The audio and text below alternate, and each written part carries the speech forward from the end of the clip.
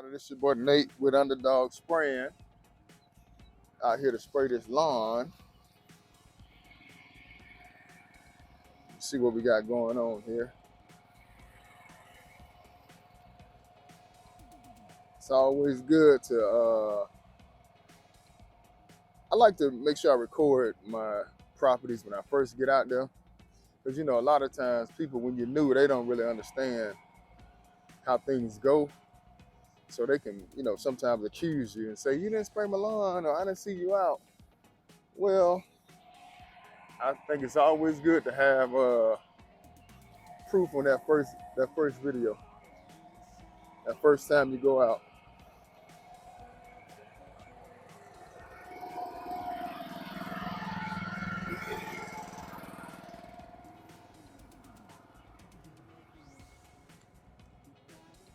Got Prodamine on my boots.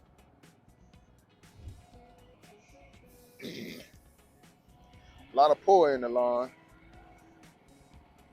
See, the lawn is definitely cut at its lowest point, which is really good. I like that because that allows us to really get down into get the chemicals down there. A lot of that sun to heat up those roots. So I'm gonna put that around there. That way it'll wrap, it'll come down and won't kiss those lights right there.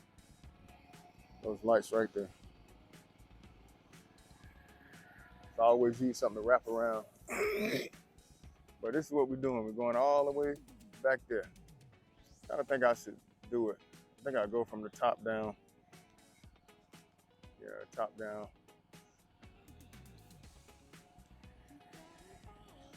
But I hope everybody we're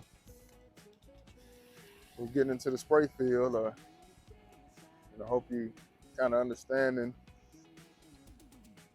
what's going on.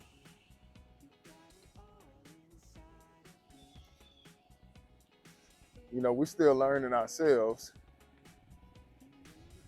But one thing I noticed about anything you do, you're not gonna get better at it unless you try it. And you gotta keep on trying. Definitely have some pitfalls in the spraying. One of my pitfalls in the spraying is I'm always with cutweed, Poana, that chamber bitter. I'm always doubting my chemicals, doubting the chemicals that I buy.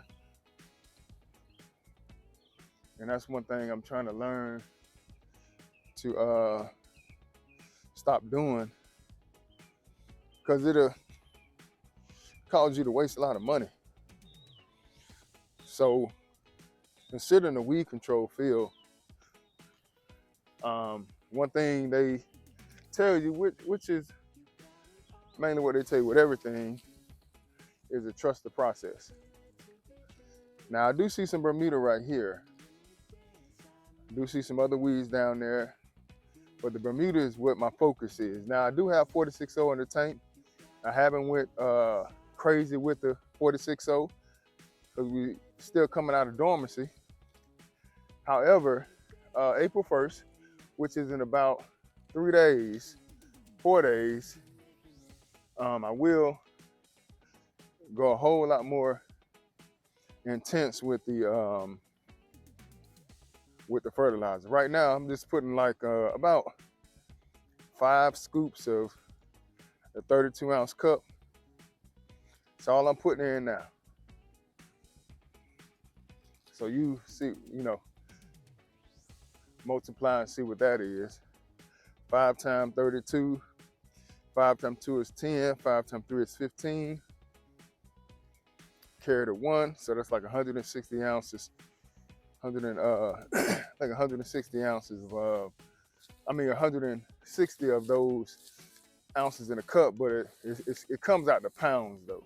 So that's how you measure that urea in a cup. I'm just letting you know how many I put down, how many of those cups I put down. just something to introduce it to the lawn. Not saying it's right, not saying it's wrong. Just trying to give it some type of food. Now next month, April 1st, like I said, I will be implementing the fertilizer, urea, probably 2 bags in a 200-gallon tank. And that's because in April, everything should be actively growing. If you look at the calendar, you know, you have a new year that we call that goes by the Gregorian calendar, something that mankind invented. But we also have a real new year that God gave us, and that new year really hits on Sunday coming. I think March 30th. What's that? 20? Yeah, March 30th. That's when the new year hits. So right after that, around that time, you're gonna start seeing everything start to come back. Everything gonna start growing, all the fish and the trees gonna really start take off blooming because, you know, God is practical. But I only say that because then you're gonna see the grass actively starting to take off. And that's how you know we have approached the real new year. And that's when we're gonna start putting down the urea at a heavy amount. Because that's when you want to put fertilizer down, when the grass is actively growing. It's not actively growing right now. As you can see, it's a whole lot of dormancy back here. But, you know, when the grass wakes up, it'll have something to, you know, to eat on. The weeds gonna eat on it also, but they're gonna get caught with that pre-emergent, post-emergent. But they're gonna get caught with the post-emergent. They think it's getting some food, but really got some weed killing there for it. So back to what I was saying, I always doubt myself. One thing we learned just in life in general, you know, trust the process. Whatever that is, whatever that may be, you know, learn to trust the process. So I was gonna buy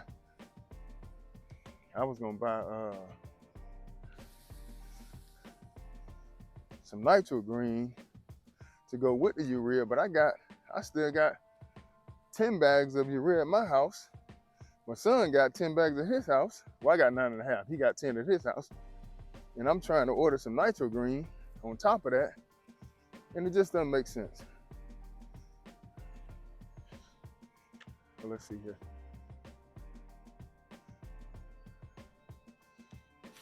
So the best thing to do is, let me just be patient, let the urea do its job, and then at the end of May, I can be able to determine what I need to do as far as the fertilization is concerned. And what I mean by that is, as far as keeping the lawn green, because that's been my main problem. My main problem is in the summertime, you know, urea doesn't last like that. You know, it's quick and it's gonna go down, but it's gonna you know, deteriorate over time. It's not gonna last long like a slow release. So what I gotta stop doing is, I gotta stop being fearful of pulling out the spreader. You know, I'm sort of kind of lazy a little bit, where I don't like to pull the spreader out. But, you know, sometimes you might have to do that. And I think that's what we're gonna have to do this year if I can't get it to green up like it needs to. But I'm not gonna get off my program. The program is to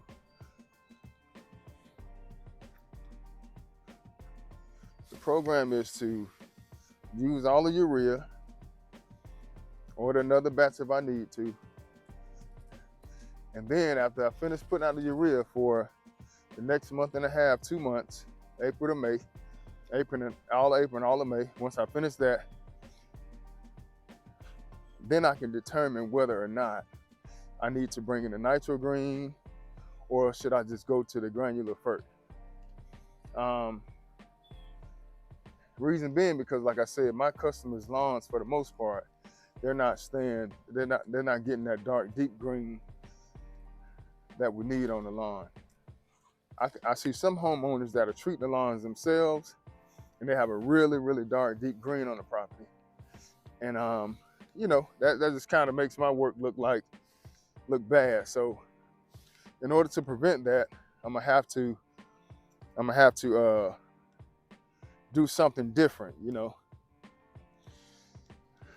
And that's gonna require me not to be lazy.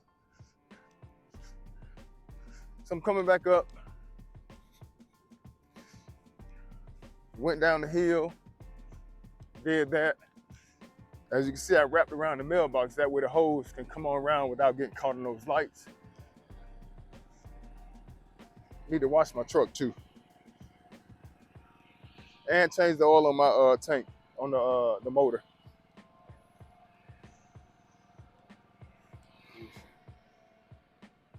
A lot of pollen out.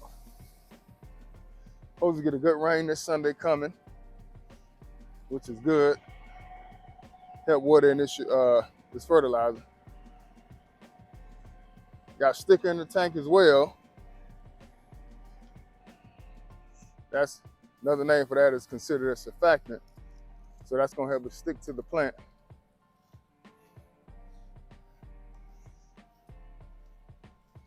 I'm excited about this year.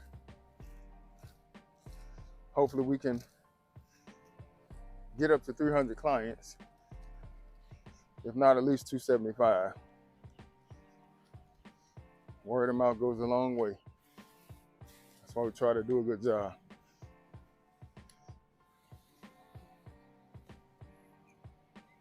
What we got here? Getting the edge of that sidewalk like that. It's called edging.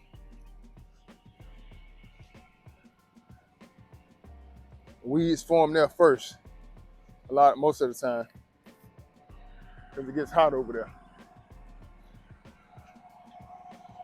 But that's it. I'll get back to you guys soon, Lord willing. Underdog Spring.